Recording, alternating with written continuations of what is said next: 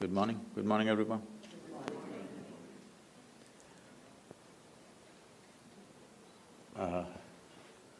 Today we're supposed to look at life sense.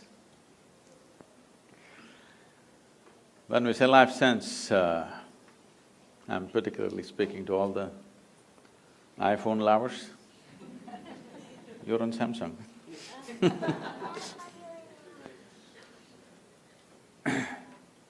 There is a gadget far more interesting than your phone. That's called the human mechanism. This is the gadget. Every other gadget is a small drop of this.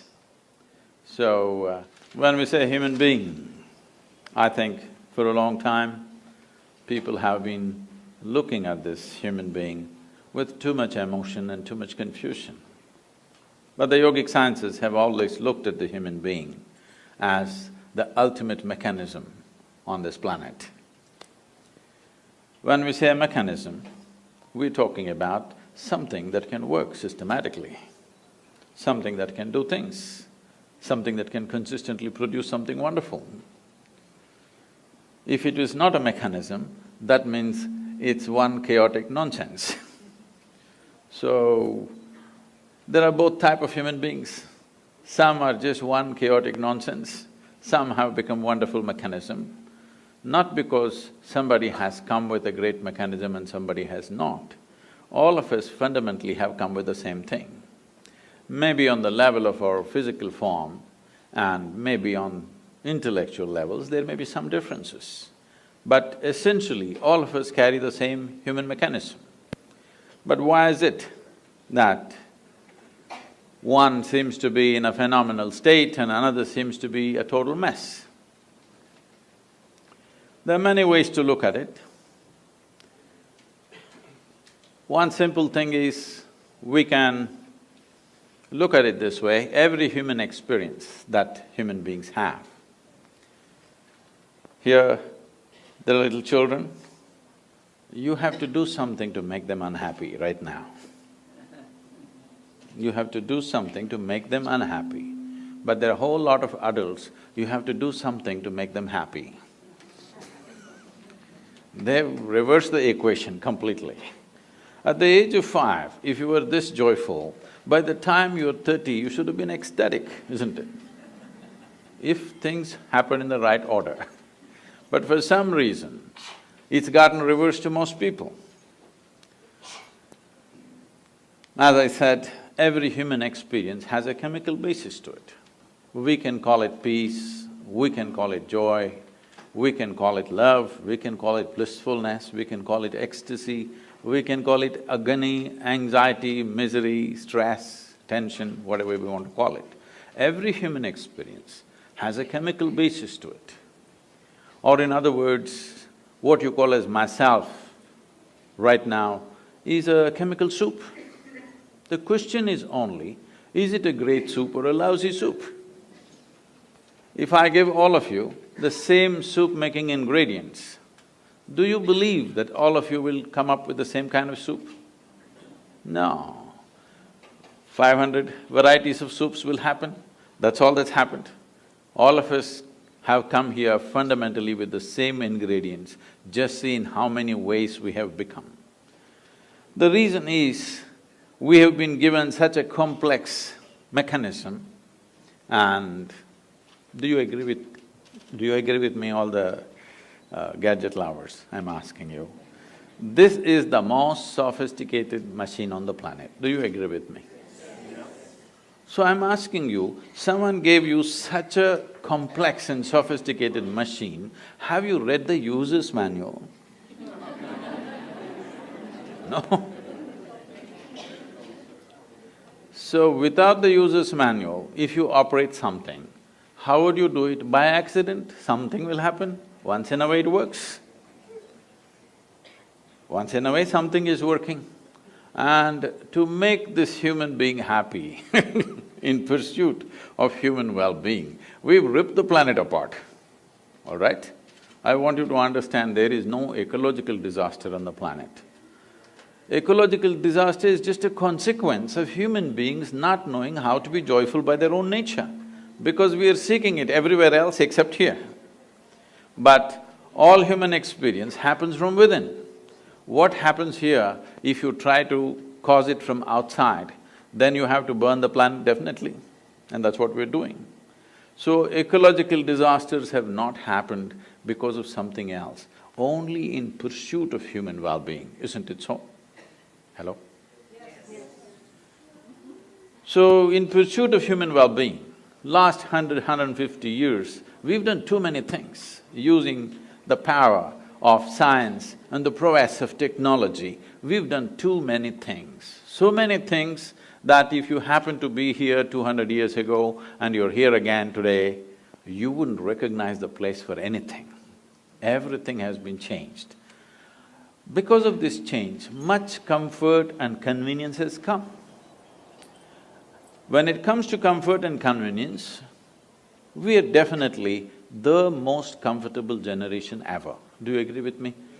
I'm asking even those who are standing.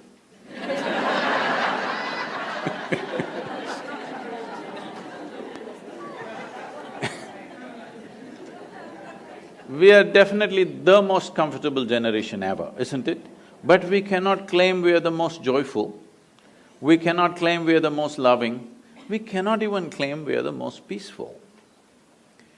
To be peaceful and happy, today I'm sure many people are propagating this, and even the so-called spiritual leaders are going about saying, peace is the ultimate goal of life.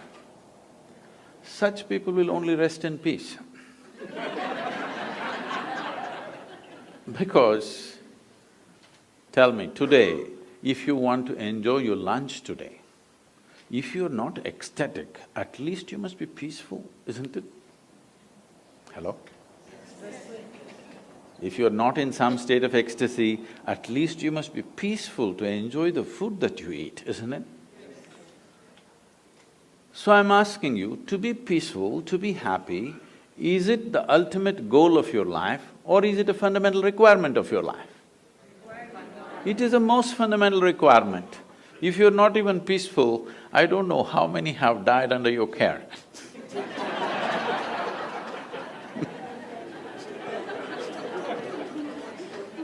Because when you're not even peaceful and happy, you tend to do things which are neither good for you nor for anybody, isn't it? This is the nature of the human being. When we are not peaceful and happy, don't we tend to do things which were not good for us and not good for anybody? Now, this peace has been taken to heaven. People say, if you say peace, people say divine peace. If you say joy, they'll say divine joy. If you say love, they'll say divine love. These are all human things. Human beings are capable of being peaceful, joyful, loving, but all these things have been exported to heaven by those who are crippled. Crippled lives have exported these things to heaven. If you say peace, they say it happens only there. If you say joy, it happens only there. If you say love, it happens only there. Even your dog is capable of being loving, isn't it so? You don't have to reach as far as God to know love. A dog will do it, yes? Consistently, yes or no? If you get yourself a dog, 12 years guaranteed love affair or no? Yes? I wouldn't say the same thing about everybody else, but there is no guarantee about others, but a dog is a guaranteed love affair, isn't it? Now, these things have been raised like this. You know, I was to speak at Tel Aviv. I was flying out of Atlanta. I was to land there in the morning and speak at 6:30 in the evening, but then I land up there at 6 o'clock in the evening because of some flight delays. And I'm quickly changing in the airport to rush to the venue because in these 34 years I have not been late to a single appointment in my life, so I don't want to break this. So I'm quickly changing and rushing. And I'm famished because I'm traveling by an American airline, there's nothing edible on the plane, you know? There's nothing edible on the plane. So I'm really famished.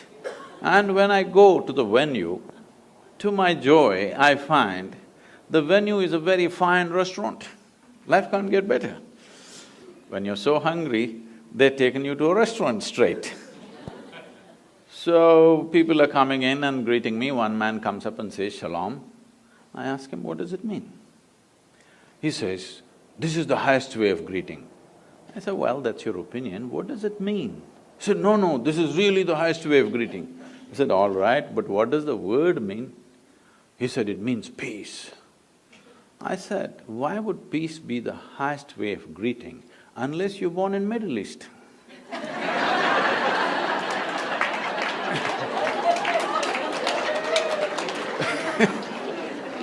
In South India, somebody comes up to me in the morning and says, "Peace." I'll say, "What's wrong with you?" So I'm saying anything that you are deprived of will slowly rise to heaven. Everything that human beings are talking about, everything that human beings have attributed to their gods, everything that human beings have exported to heaven, these are all human qualities. Yes? Those who made themselves incapable, they're talking it'll happen somewhere else. But today human intellect is sparking like never before. Never before this many human beings could think for themselves. Yes? Never before in the history of humanity. Because otherwise, a priest, a pandit, a scripture, something else thought for you. Now human beings are beginning to think for themselves. Whether they're thinking straight or not is another issue, but at least they're thinking something. It's a good beginning, something they're thinking. Once they start thinking, the problem with thought is, it has to be logically correct, otherwise it doesn't go by. Even the most idiotic argument if you witness, people are talking the way they're talking because they believe it's logically correct. Yes or no? Yes. Nobody thinks he's logically wrong and continues to argue, he won't do that. He somehow finds a way to make it logically correct.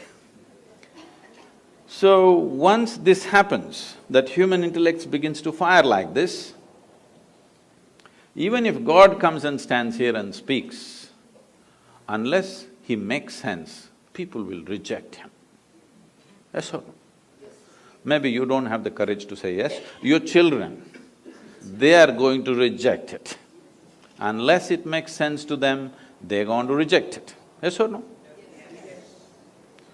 So once they reject it, it may so happen, heavens will crumble. Heavens will fall down. You know what is in heaven? You don't know. Let me tell you so that you can make your choices. Hindu heaven, food is great.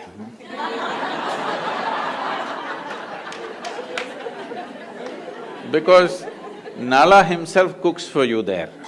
Nala himself cooks, he is the best chef in the universe.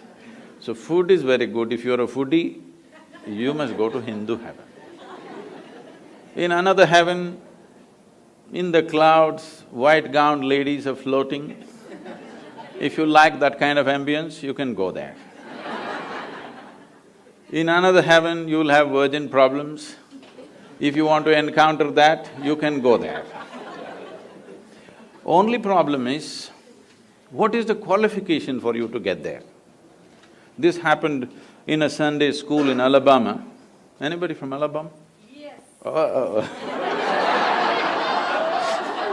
I would have chosen another state if you had told me you're here.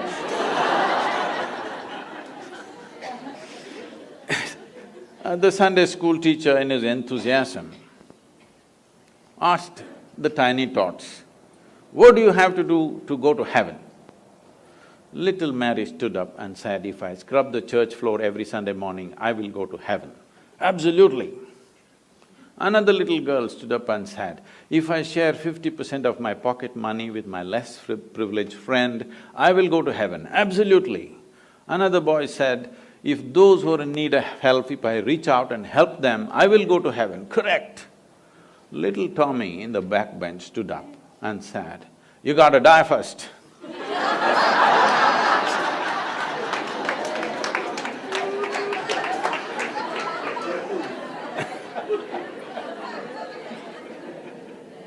So you got to die first, that is the basic qualification, all right?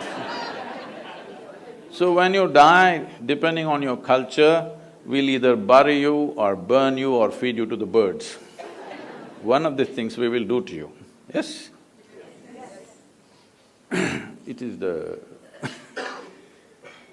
or in other words, anyway, your body, we put it back into this earth because this body is something that you borrowed from this planet, isn't it so? You're on loan. If you were planning to take it to heaven, you're a willful defaulter, you know? Yes? It's good to pay this back, isn't it? What we have taken, we can use it well. When it's time, we must pay back the loan or no? Put it back into the earth. Whether you like it or not, they will. So once you left your body here, what will you do with good food and virgins and all this stuff? These are all problems that people have when they have a body, isn't it? Once you put the body here, what will you do with all these things? So I'm saying, once intellect fires big time, we have kept it down because if you ask questions, we would have you dead for a long time. Please understand. With this we had kept it down, but we can't keep it down anymore. Now people will ask all kinds of things. When they ask 2, 3 questions, heavens will crumble. Heavens may crumble, but human longing to experience something more will not go. The human longing to experience something will always be there. If you take away the hope that somewhere else it's going to happen to you, people will start seeking solutions here. When they start seeking solutions here, if you don't show them a way, if you don't show them a way which is logically correct and scientifically ascertainable way, where you can take charge of your inner experience and cause the kind of experience that you want to be in, if you don't teach them the ways, if you don't give them the technologies for inner well-being, then I would say in another 60 to 80 years' time, 90% of the humanity will seek chemical solutions. They will be either on drink or drug. Tell me, most of you, whatever your age right now, when you were 20 years of age, how many people were drinking and drugging on this planet? Today, how many people are doing? Has it gone up by 1000% at least? 10 times over or more? It has. This is because people are seeking solutions here, because slowly all these people are losing faith that somewhere else it'll be better. They're trying to make it better right here. If you don't show them the right way, they will somehow try to do it. Now, I'm not looking at this as a moral issue. 90% of the people being on drink and drug is not a moral issue for me. One responsibility we have as a generation of people is that when we leave, we have left a generation which is at least one step better than us. This is a fundamental responsibility we have as a generation. But when we leave, if we are all on 90% of us or on drink and drug, when we leave, we will leave a worse generation than us, because we will become incapable of even producing a better generation. And this will be a complete failure of who we are, everything that we worked for, the development of civilizations, all this will go waste if 90% of the population goes on this. In New York City, what do you think is the percentage?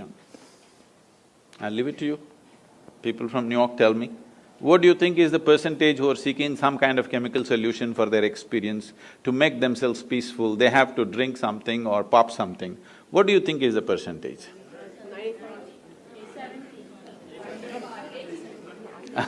I wouldn't be that cruel, there are lots of yoga freaks. But it's a big percentage, not a percentage to ignore anymore, isn't it? It's like, those of you who come from India anyway, all of you are largely, when you were growing up as children, there were few drunkards in the town. Yes? 1, maybe 2%, they are drunkards, they're not normal people. But they are the normal ones now. There are a few who don't drink, who are freakish. There are 2% freaks who don't drink anymore. So, this is not a moral thing. This is just that you have become incapable of dealing with yourself. That is a fundamental thing. See, what amazes me is people live here 50, 60, 70 years. They are 60, 70 years of age, still they do not know how to deal with their own thought and their own emotion. This you may think is normal, is not normal, I'm telling you. If you do not… see, these are the basic faculties that you have. A human being can think about anything he or she wants, can emote in many strong ways. If these thoughts and emotions don't work for you, they're working against you, that means you have not figured the fundamentals of being human, isn't it? You would have been peaceful if you were born as an earthworm or something. The problem is, right now, human beings are not suffering something that they don't have. Their suffering is because of their own intelligence. If I take away half your brain, most of you would be peaceful. Yes. It's being done in the… in some institutions it's being done, lobotomy is being conducted, right? When somebody cannot control themselves at all, pull off a part of the brain, they're quite peaceful. I think people are even suggesting it's time we do it when the children are born. If you take off certain things, criminal attitudes will go, this will go, that will go. People are suggesting such things, responsible medical institutions are suggesting such things. If you cripple everybody, there may be no crime in New York City. If you cut off everybody's legs or you take off everybody's head, there'll be no crime at all. But it will also take off the possibility. It may take off some small problem, but it will take off the possibility of being human, isn't it? To be a full-fledged human being is important. If you want to be a full-fledged human being, there are two fundamental things. One thing is, a human being has a vivid sense of memory. Another thing is, a human being also has a vivid sense of imagination. Whatever suffering you go through, you may call it stress, anxiety, tension, misery, grief, whatever you want to call it, essentially it is just this. You have still not figured how to handle your memory, how to handle your imagination. That's all you're suffering. What happened 10 years ago, you can still suffer, isn't it so? What may happen day after tomorrow, you already suffer. That means you are capable of suffering the non-existential. You are capable of suffering something that does not exist. I'm sure there are psychiatrists in the group, are they? Okay. This even by medical definition, if somebody is suffering that does not exist, do they qualify? Do they qualify or no? They do qualify as patients, right? That's all I'm saying. I'm saying, if you start suffering something that does not exist, that means you even medically you qualify as a case. Case number whatever. Now, this is not a joke, because we are leaving human beings with education systems which will teach you everything about the world, not a thing about yourself. Trying to control this with fear, trying to control this with possibilities of punishment somewhere else, it's not worked. Anyway, people are doing what the hell they're doing, aren't they? Yes? It is time that we bring sense to the world. We are always thinking in terms of good and bad. This has happened because of certain types of religious beliefs, certain types of things where everything is controlled by fear and guilt and whatever. First thing is you divided the world into God and devil, good and evil, this and that. No, I'll ask you a simple question. Is there anybody here who is 24 hours good or 24 hours bad? Hello? You… yes or no? You oscillate, right, a little bit. Here and there, one moment you're wonderful, another moment you're nasty, another moment you're beautiful, another moment you're ugly. Is this not happening? So, if we have to divide you between good and evil, probably we have to cut off a part of you. That is what they're saying. If we take off certain parts of your brain, all evil will go and you will become pure and useless. The biggest problem is we've been trying to produce good people. The world never tried to produce sensible and joyful people. We've always been striving to produce good people. And it's good people who are constantly at each other. It is always a good Hindu fighting a good Muslim, a good Indian fighting a good Pakistani, more good, more fighting, and a good American fighting good just about anybody.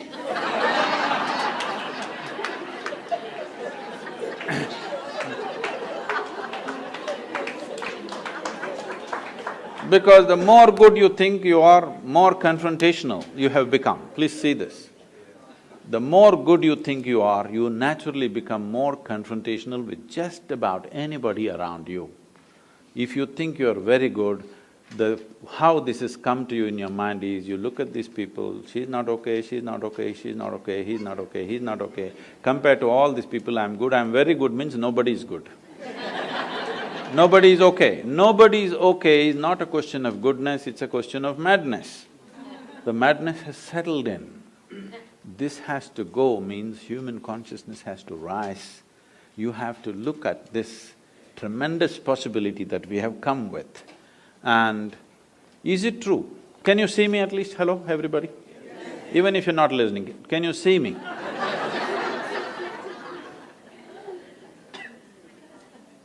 Use one hand, point out where am I, please. Try. No, you know I'm a mystic from South India, you got it all wrong. Now this light is falling upon me, reflecting, going through your lenses, inverted image in the retina, you know the whole story. So where do you see me right now? Within yourself. Where do you hear me right now? Within yourself. Where have you seen the whole world? Within yourself. Have you ever experienced anything outside of yourself? Have you? Right now, someone sitting next to you, if they touch your hand, you think you're experiencing their hand. No. You're only experiencing the sensations in your hand, isn't it? Even without the help of the other person, you can, with little imagination, cause the sensations you want, isn't it? So your entire experience of life, light and darkness is happening within you. Agony and ecstasy happens within you, joy and misery happens within you, peace and turmoil happens within you. If every human experience is generated from within, at least what happens within you must happen your way, isn't it? World will not happen your way, and I'm glad it's not happening your way, because if the entire world happened your way, where do I go? I'm glad it's not happening your way. Little bit my way, little bit your way, little bit somebody else's way, it's all right. But the important thing is, this one is not happening your way. This is a big problem, isn't it? If this one person, yourself, if this one person happened your way, would you keep this person blissful or miserable? You must make a choice, I'm going to bless you right now. What is your choice? For yourself, what is your choice? Highest level of pleasantness, isn't it? What you want for your neighbor may be debatable, but what you want for yourself is very, very clear, isn't it so? But why such a simple thing is not happening? Simply because, you know Charles Darwin? Some 150 years ago, 2012 was 200th birth anniversary of Darwin.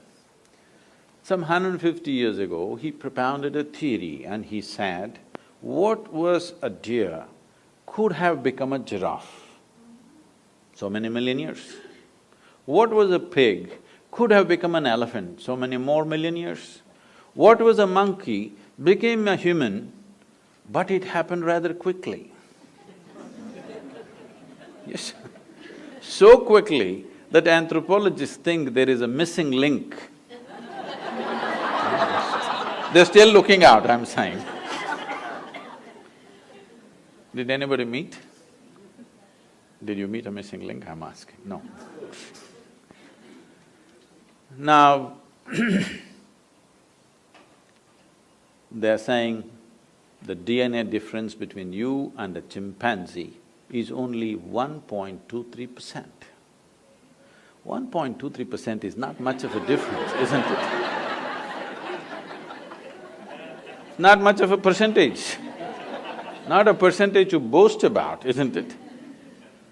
The thing is just this, physiologically, you're only 1.23% away from a chimpanzee. But in terms of your intellect and awareness, we're worlds apart from a chimpanzee. So this is the problem.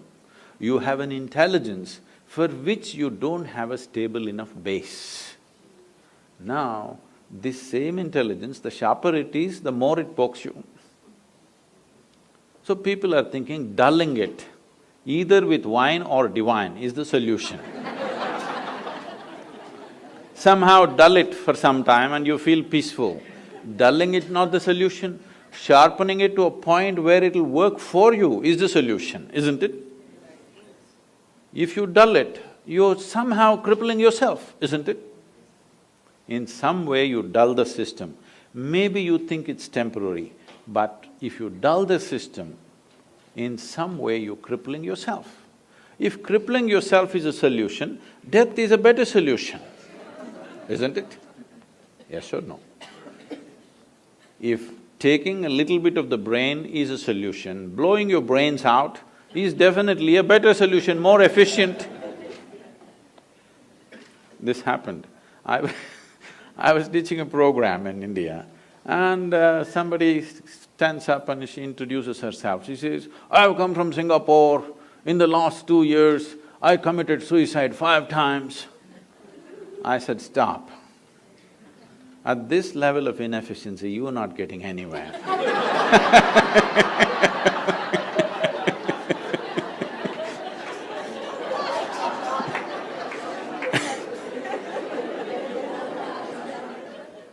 If you in some way think by dulling the system you will be better off, which the world is practicing large scale.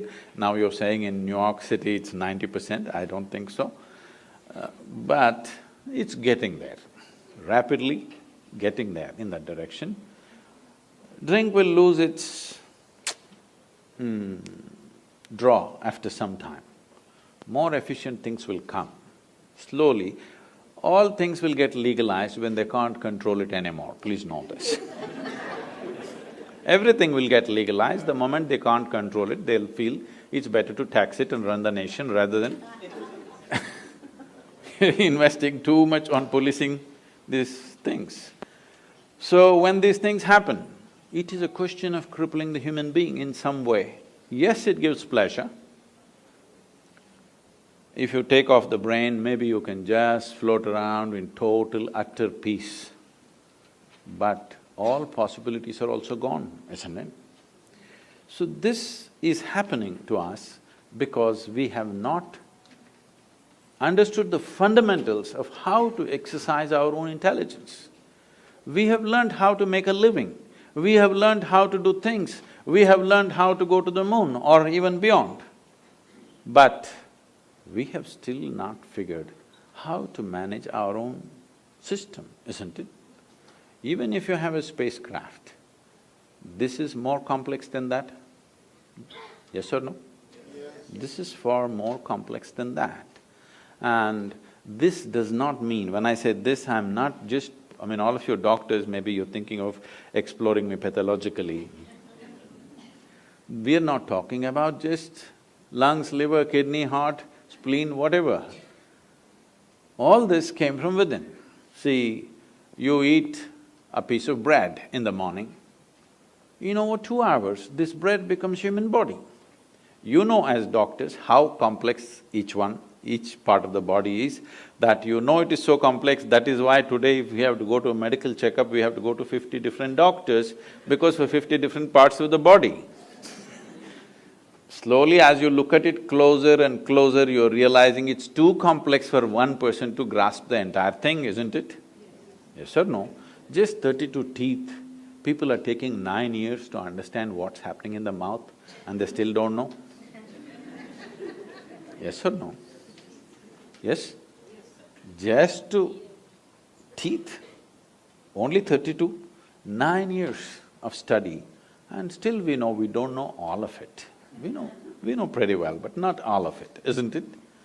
So you are realizing it's so complex, but this complex mechanism, with what are you manufacturing? You eat a piece of bread, you eat a banana, you eat an apple, you eat whatever you want. Within few hours, it becomes this. So there is an intelligence here. There is an intelligence here which can make a banana into a human being, yes or no? Yes. Suppose I took a banana in my hand and transformed this into a human being, who do you think I am? Who is this, huh? Where did you see a magician who made a banana into a human being?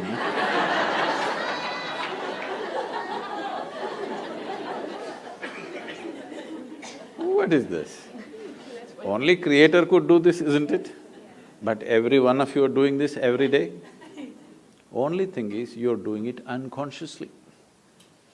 If only a drop of this intelligence entered your life in a conscious form, you would live magically, not miserably. Life wouldn't be a struggle, it would be an ecstatic breeze. This happened. In 1924, there was a bishop in Istanbul who is from the Orthodox Greek community. You know, the Orthodox Greek community have their own pope in Istanbul. They believe they are the only real Christians, the rest are no good. So they have their own pope and they have their own stuff going. Being on the Silk Route, exotic stories from India keep wafting across the Bosphorus too often. So he heard so many magical stories. And he always wanted to go to India, but being a man of cloth, he couldn't decide where he goes. So when he was over 60 years of age, when he semi-retired, he got the opportunity to come to southern India. So his longing was to meet a yogi, he wants to meet a mystic, a genuine one, not the tourists who came to Istanbul and claimed. He wants to meet a real one. So somebody told him, you go up this mountain, and they gave him some landmarks. There in front of a cave, there will be a yogi sitting. That's the man you're looking for. So he found his way up, he was not built for mountains. So he huffed and puffed and went up. Mountain is one place where you can't deceive yourself of your age.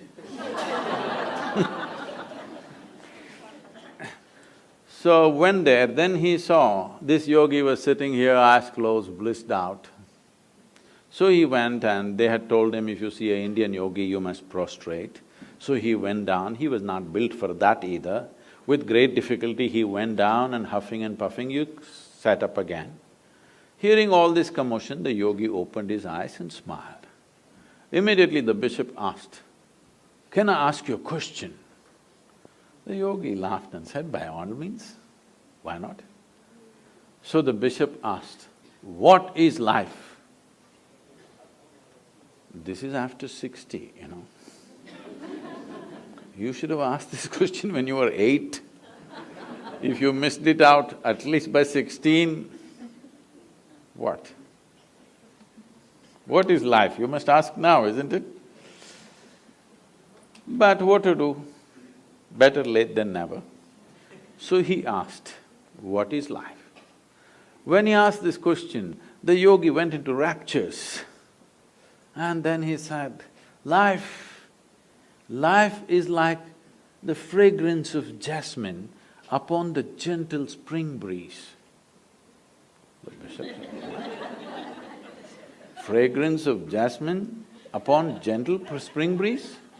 No, our teacher told us, life is like a thorn. Once it gets into you, if you stand it hurts, if you sit it hurts, if you lie down it hurts. You're saying it is like fragrance of a jasmine upon gentle spring breeze? What is this, he asked. The yogi laughed and said, well, that's his life.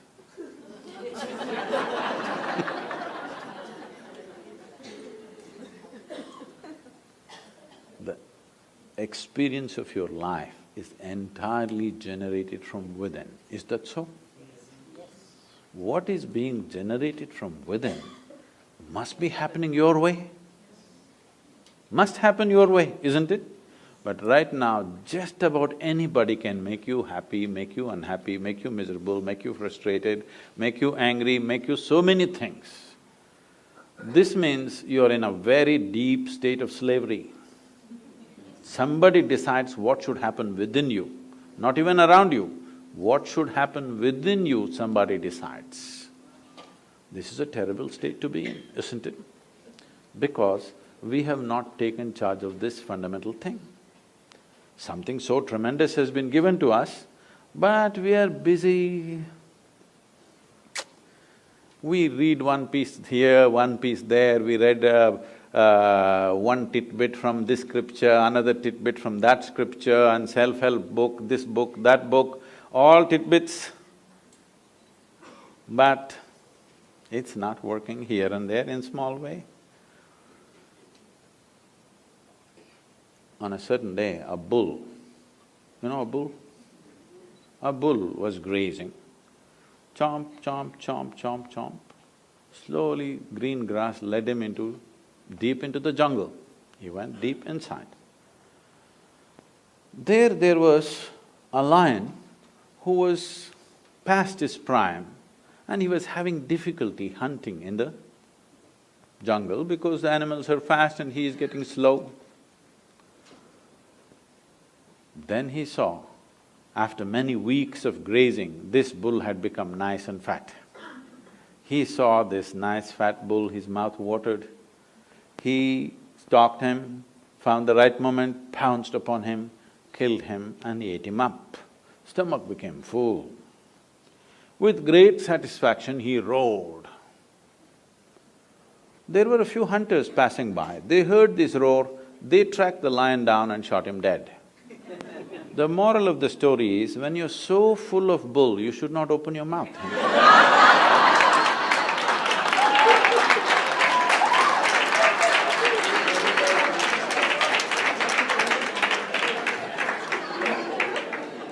So, the fundamental thing is, at least we must come to this.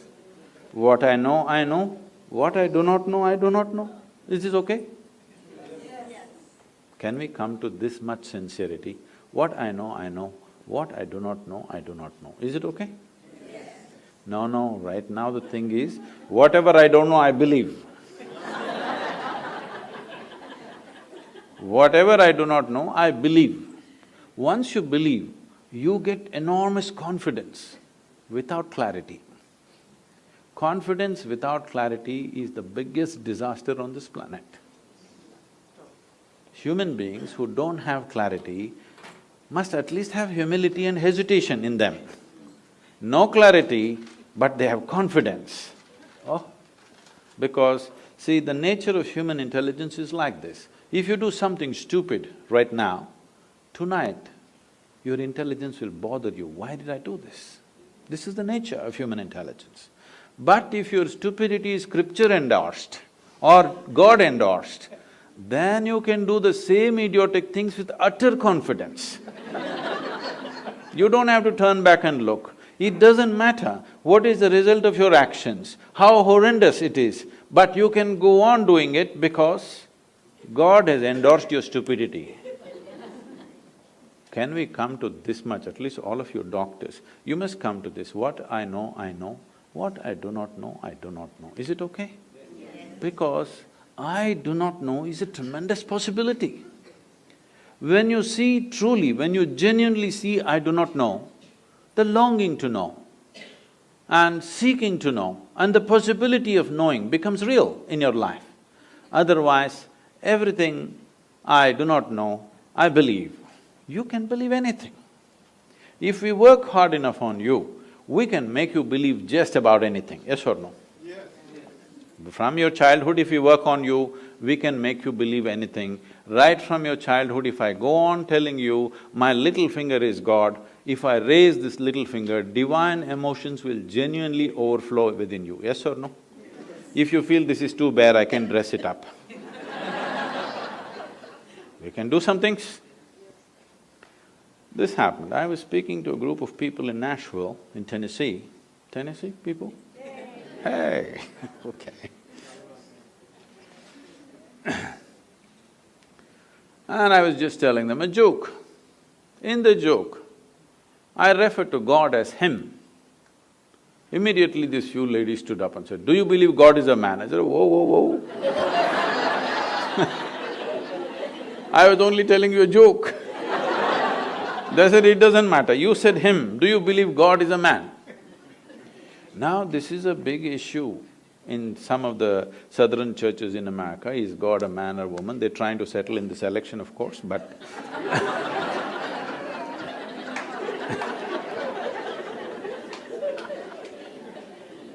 is God a man or a woman is going to become a serious issue in America in the coming years, once the president is on. But in India, we have no such problems. We have a man god, we have a woman god, we have an elephant god, we have a cow god, we have a snake god, we have a crawling one, we have a creeping one, we have a flying one, every kind. Because we are a very wise culture, we foresaw all the future problems that may occur. Who knows who will claim tomorrow what? I was just 2 weeks ago, I was in Uganda. You know, in Uganda, there was this… Some of you come from there? Oh, yeah. I was in Uganda 2 weeks ago. And Idi Amin declared, "God is black." I agree with him. Because if a white man can have a white god, why can't a black man have a black god? What's the problem? But these people don't know, because they've never seen God, you know. They saw only the messengers, sons and stuff. In India, we know God is brown. Yes, because God Himself landed in India 9 times. You know this? 9 avatars, 9 times God Himself landed in India, Himself. Not His son, not His messenger, Himself. Indians Indians are always very proud of this. God came Himself to India. To other places He sent messengers, sons. So, wait. So I keep reminding them, that is because God wouldn't trust anybody with Indians.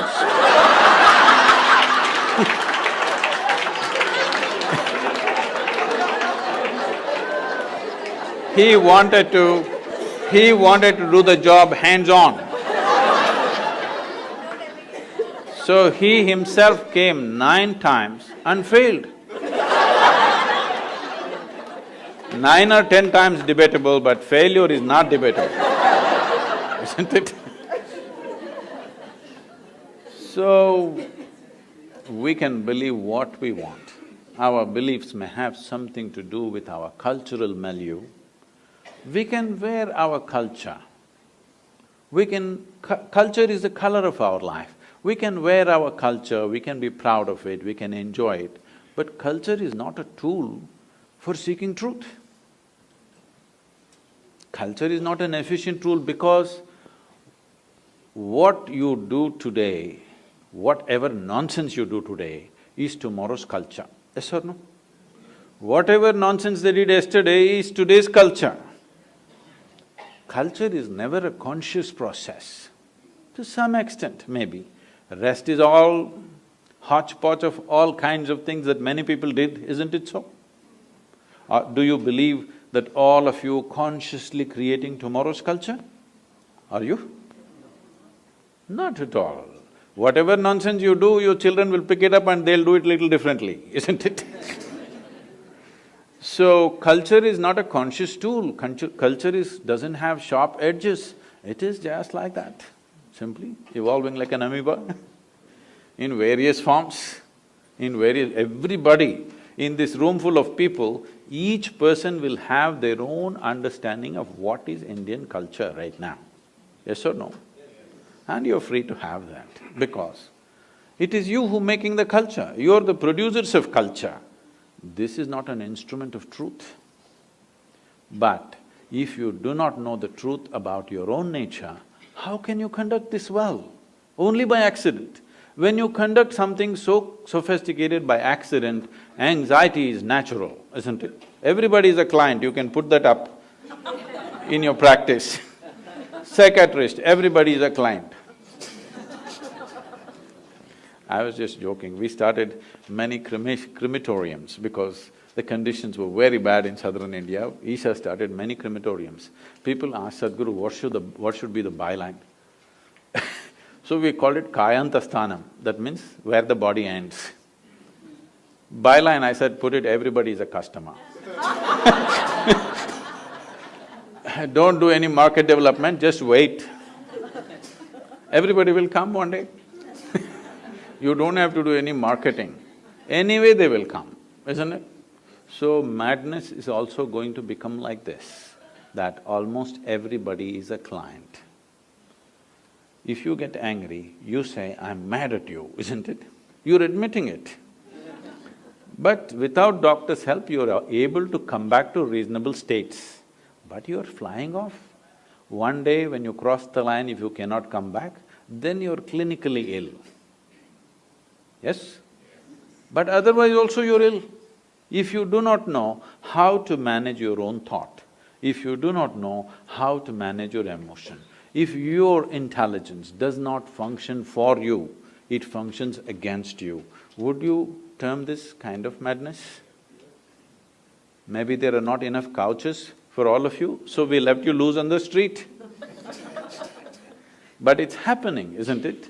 So, especially all of you being in medical profession, I would plead with you, you must invest some time upon yourself.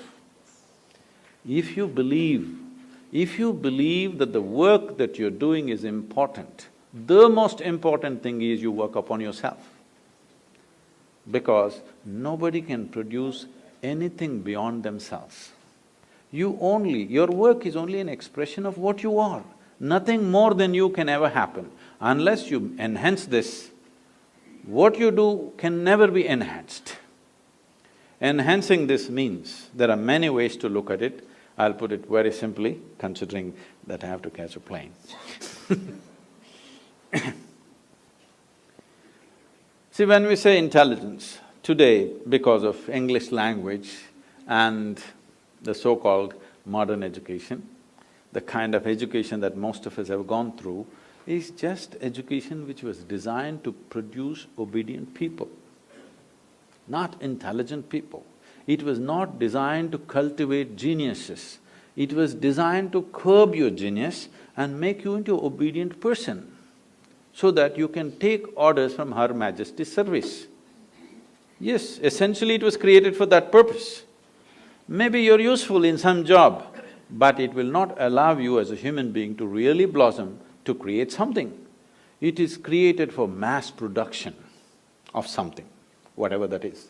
There are some interests, goals set up by other people, how to produce nuts and bolts for that large machine that we have created is how the education is structured.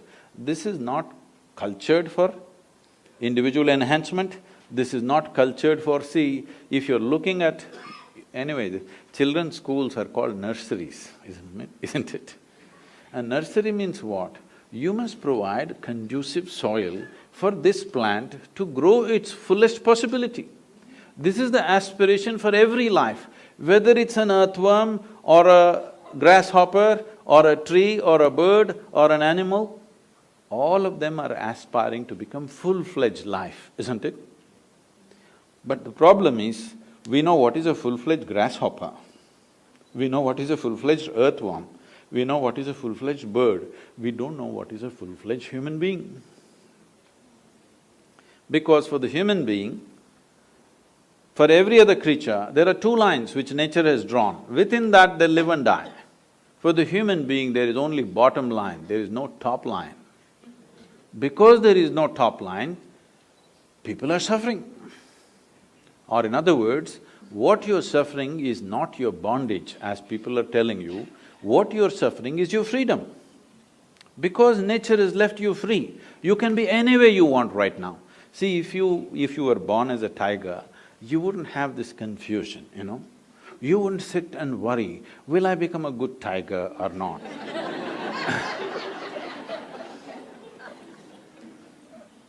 If you eat enough food, you will become a good tiger. There is no confusion, will I end up as a pussycat, will I become a great tiger? There's no such problems for a tiger. There is no such problem for any other creature, because for all of them, two lines are fixed. You eat well, you will become that. But you eat well, this will not become that. This one has come without a top line, so it is left to you to determine what this should become. When such a freedom life has offered to us, this is the greatest possibility. Upon this planet at least, of the life that we have seen, this is the greatest possibility, isn't it? Instead of exploring it, we're trying to fix it all the time. This is that.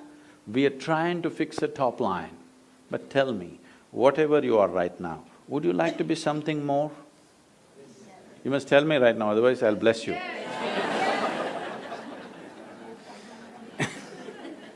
If that something more happens, what? You want something more, if that happens, what? More. So, you seem to be wanting to expand in installments slowly. So let's say I will make you the king or queen of this planet. Don't look at me hopefully. Does it look like I'm going to commit such a blunder today? No.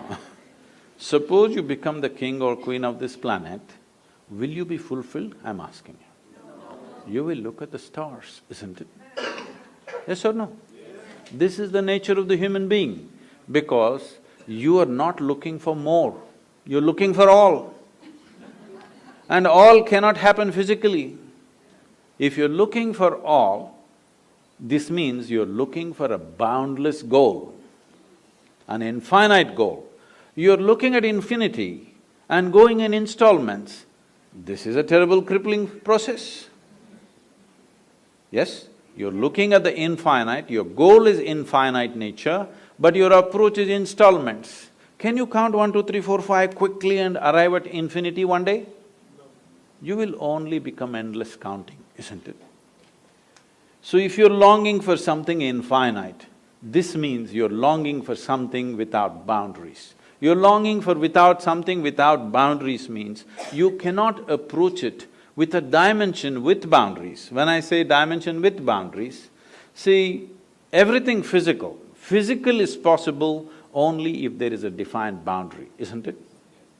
Now, this we call a physical body because it has a defined boundary. If we pull out all the boundaries, then this is no more physical, isn't it?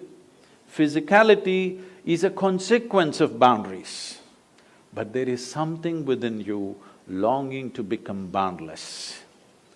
If this longing to become boundless, if you give it an unconscious expression, if it finds a very basic physical expression, we call this sexuality. All you're trying to do is something that is not you, you're trying to make it a part of yourself. It seems to work for a moment and after that it doesn't. If you find an emotional expression for this, we call this love. This again the same thing, something that is not you, you're trying to make it a part of yourself.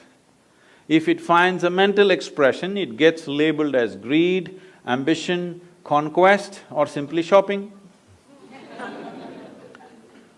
If it finds a conscious expression, generally we used to call it yoga, but in New York City, I'm a little afraid to use that word because immediately all of you may start what people are doing in the Times Square, you may start doing it right here, we're just next door.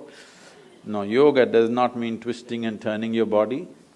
Yoga means you learned how to obliterate the boundaries of your individuality. You learned how to erase. Why should I erase? Not that you should erase, because there is no boundary, it is only your psychological structure which is giving you a boundary. Right now when you sit here, You are absolute, isn't it? This is me, that's you, 100%. But try this and see, close your mouth, hold your nose like this for a minute.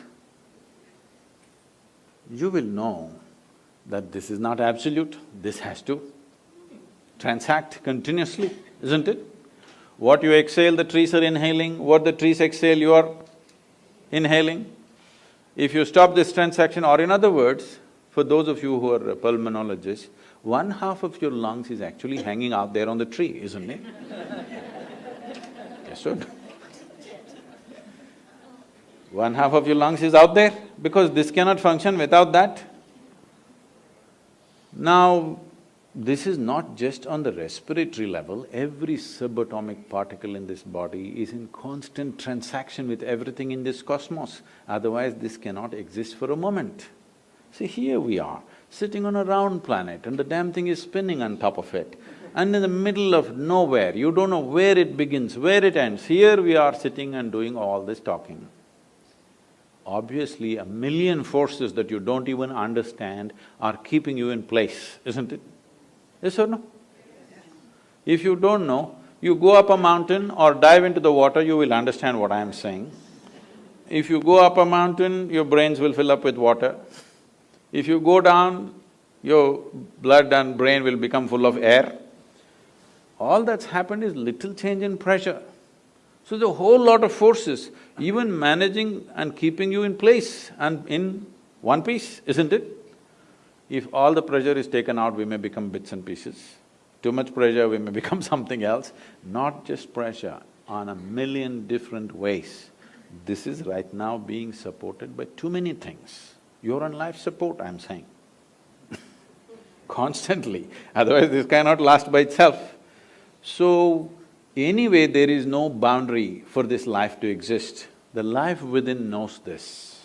Even the body knows this. Only your mind doesn't know this. Your mind thinks you're an absolute creature by yourself. So when you consciously erase this boundary in your mind, this means you can sit here and experience everything as yourself. If everything in the universe you begin to experience as myself, then we say you're in yoga or we say you're a yogi. This means a union has happened, you have successfully erased. What is the use of this? This means there are different dimensions of intelligence within us. Unfortunately, our education systems are using only one aspect of it, which is called the intellect. In yoga, we identify 16 dimensions to human mind. These 16 dimensions are seen as 4 parts. We will look at these 4 parts. This is called as buddhi, ahankara, manas and chitta. Buddhi means intellect. Intellect must be sharp, otherwise it won't work.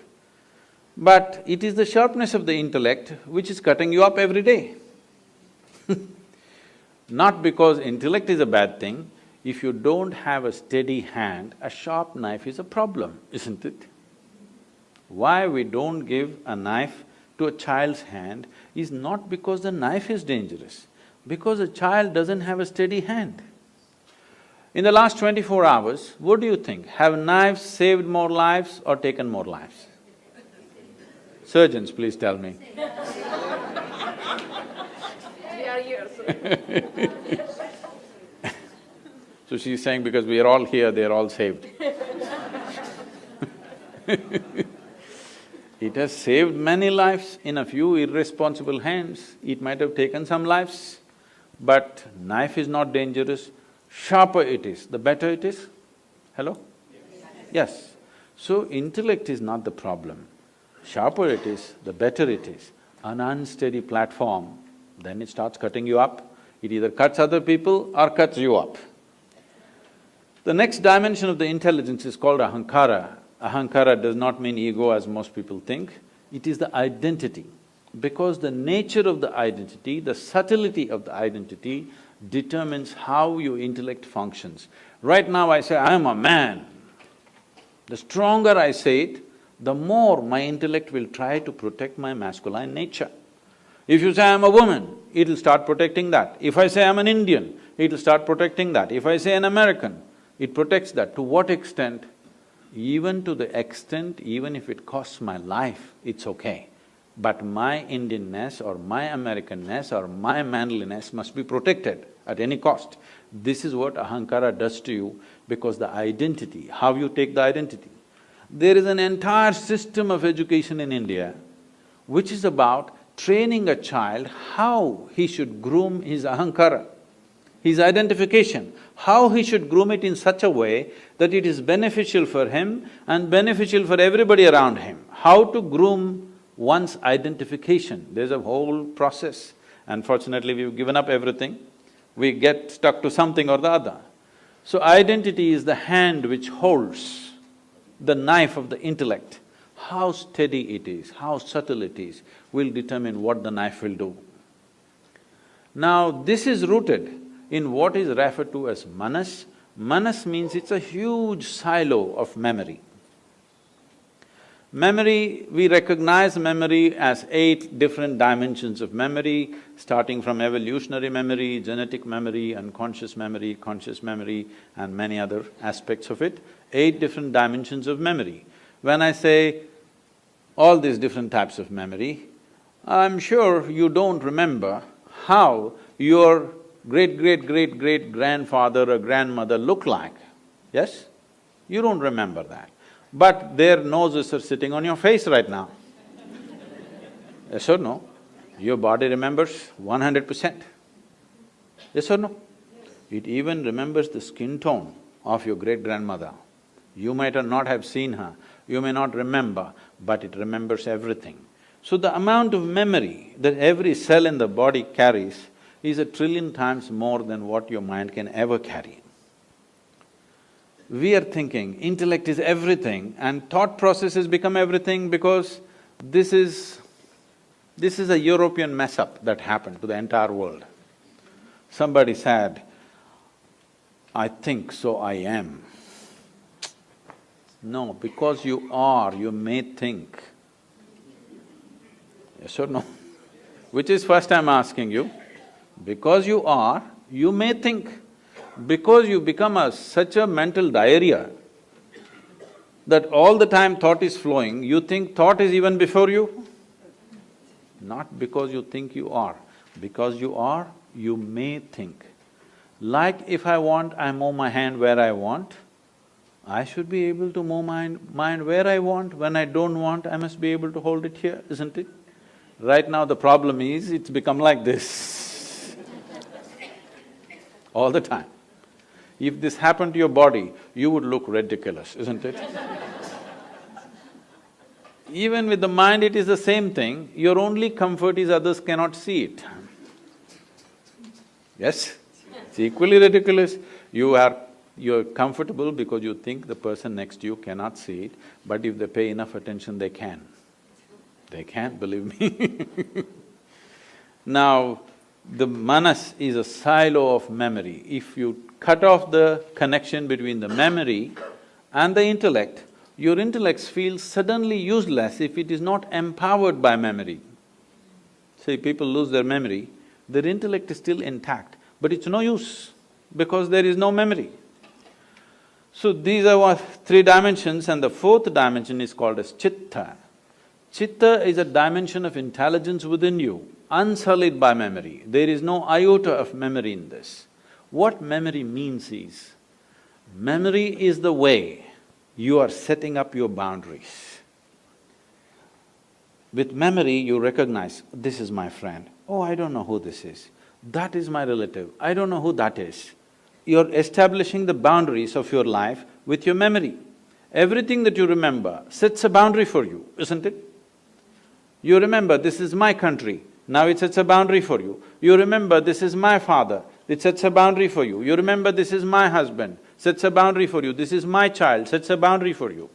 There is a dimension of intelligence within you which is unsullied by memory. If you touch your chitta, in the yogic lore, in a very mischievous way, it is said, if you touch your chitta, God becomes your slave. Because the dimension of intelligence which is capable of making a banana into a human being, If it became a conscious process, you would definitely live magically, isn't it?